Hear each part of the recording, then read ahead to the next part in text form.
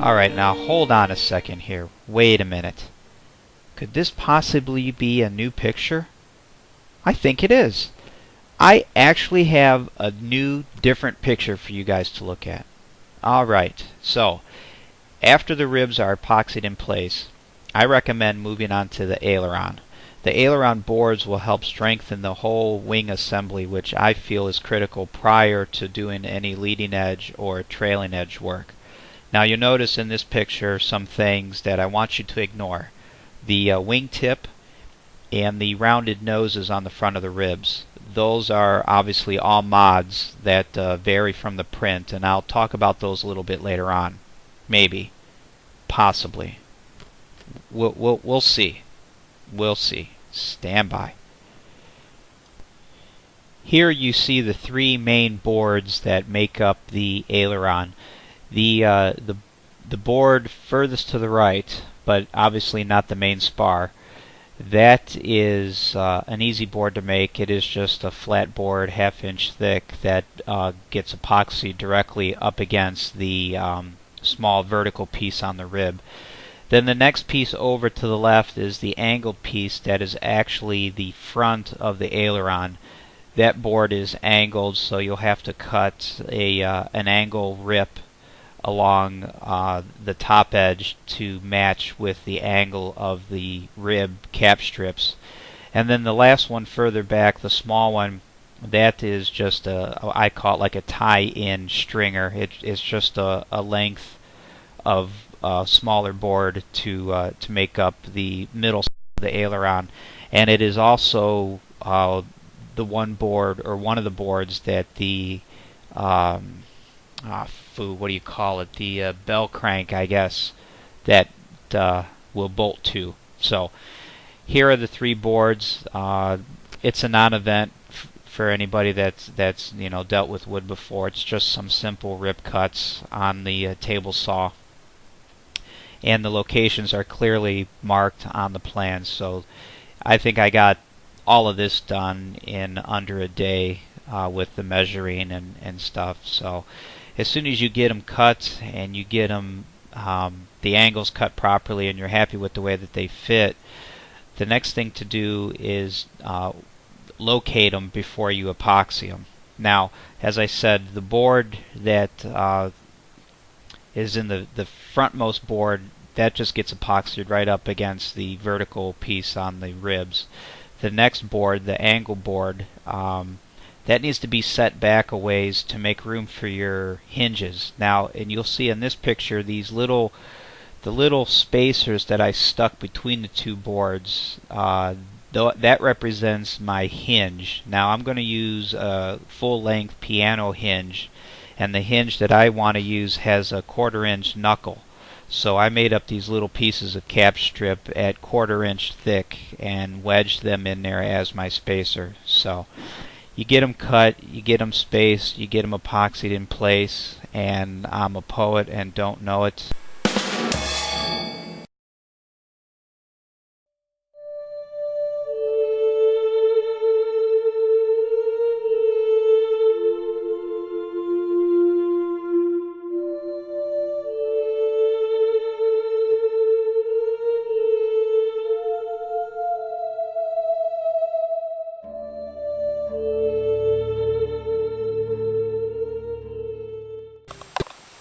So if you decide that you want to encapsulate your ailerons like I did by stopping them at this end rib, something that you need to keep in mind is this this piece of plywood here, this skin piece of plywood that goes on the end rib.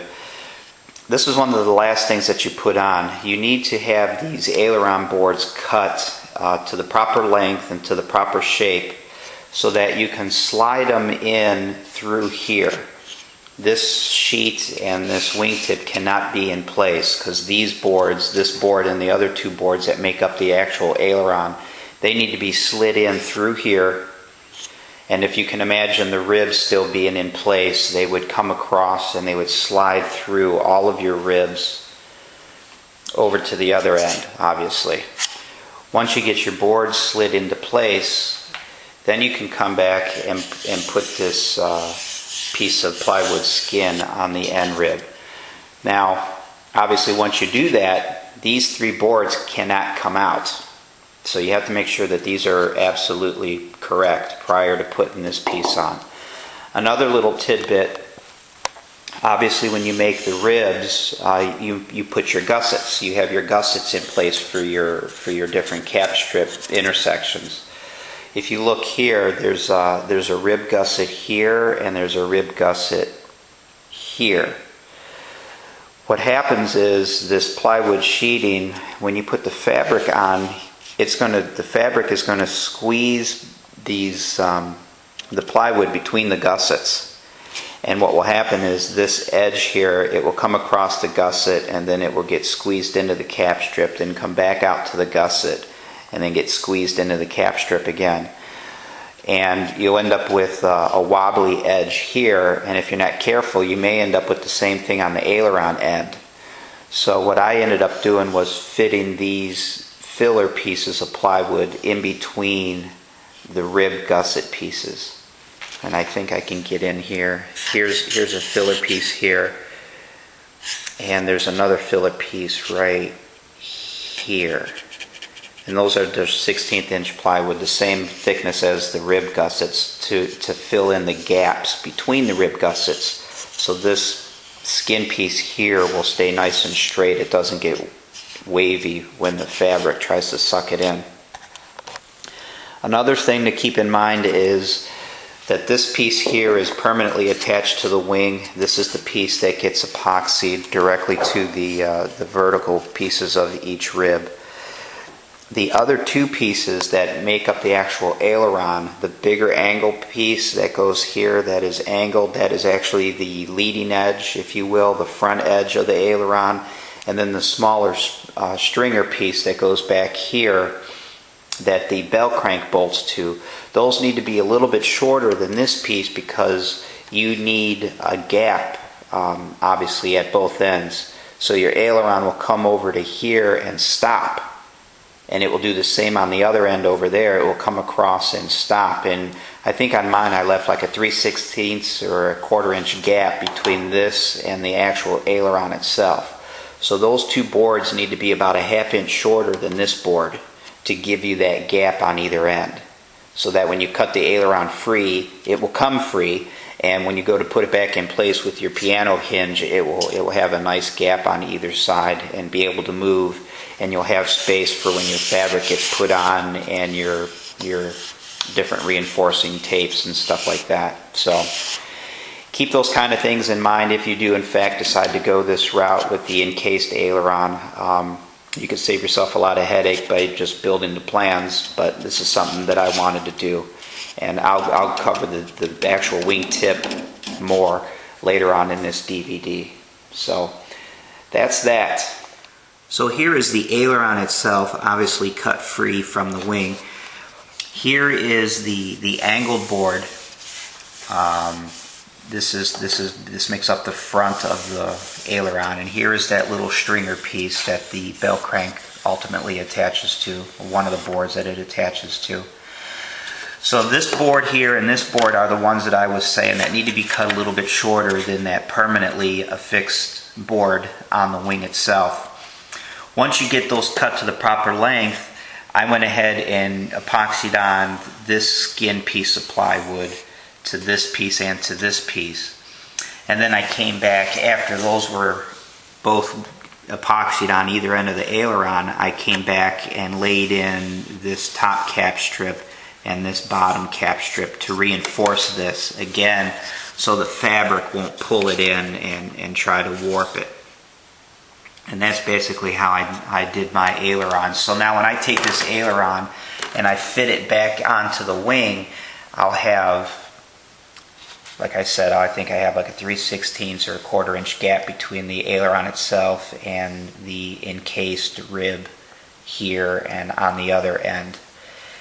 And then finishing touches on the aileron are these little filler strips, which I'll talk about a little bit in a minute, and these reinforcing members here, which are just more cap strip. So I'll get to those a little bit later on, but that's pretty much how I did my ailerons, and as I said, if you build the print, you don't have to worry about any of this, but if you want to do things a little bit different and have an encased aileron, these are the kind of hoops you'll have to jump through initially. Once you get it all figured out, it makes sense and it's pretty easy. The second wing will go a heck of a lot faster now that I know exactly what needs to be done. But hopefully these little hints will save you some time if you do in fact decide to go that route. Alright.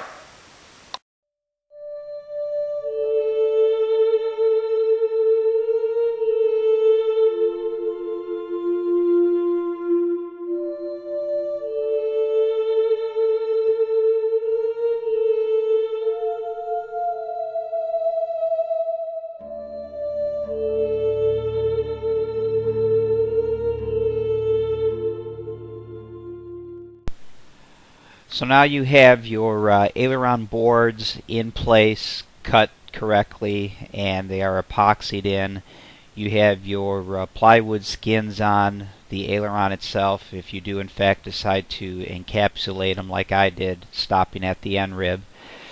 Next thing to do then is to cut it free. Now what I used is this little plastic handle deal that I've got, and it basically holds a hacksaw blade. And I pulled the blade out from the handle a decent amount, so the blade itself was plenty long, and went ahead and cut between the permanently affixed board on the wing and the angle board that makes up the front edge of the aileron. This is obviously where the piano hinge is going to go, and you just cut down between that gap, flush flat against the permanently affixed board on the wing, and cut each individual rib top and bottom until the aileron is free.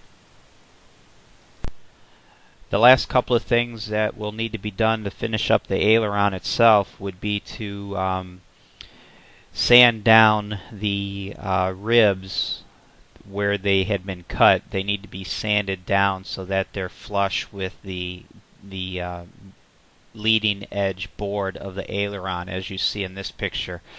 The individual rib cap strips have been sanded to the same angle and flush as the board itself. And then you also want to fit in these little 1/4 inch by 1/4 inch filler strips, the length of that board, in between the ribs. That way when you put the fabric on, the fabric won't sag in between the ribs. It will all stay taut and on the same plane. And then lastly would be to fit in the cross bracing that goes between the ribs, which is depicted on the print. And I think that will do it.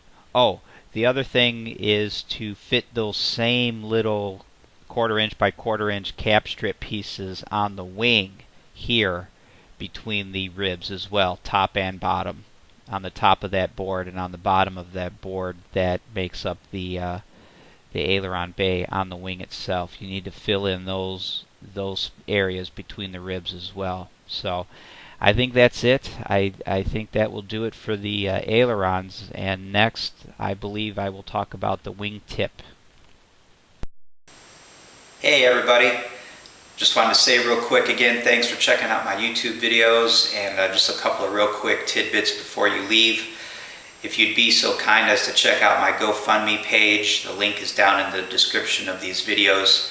For those of you who find it in your heart to donate for this new cause of mine, I've got another project going on, and there's some really cool things I'd like to do with this aircraft, and again, that's all explained in my GoFundMe. But if you find moved enough to go do that and donate, I've got this horizontal stabilizer skin, and donors will get their name put on this skin, and ultimately when this gets filled and the aircraft gets finished, this is going to be hung up on the wall of honor in my hangar. Just a little bit of recognition for those donors who helped make the project a reality.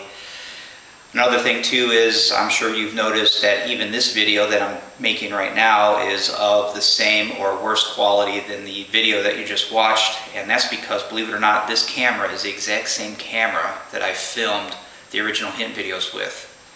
So I just wanted to point that out. I'm not really sure why, but I know the video quality lacks, but hopefully the information within is is worth something. And the other thing that I wanted to mention real quick is, again, these are little snippets from my hint video DVDs, so a lot of these individual clips just kind of come to an abrupt end.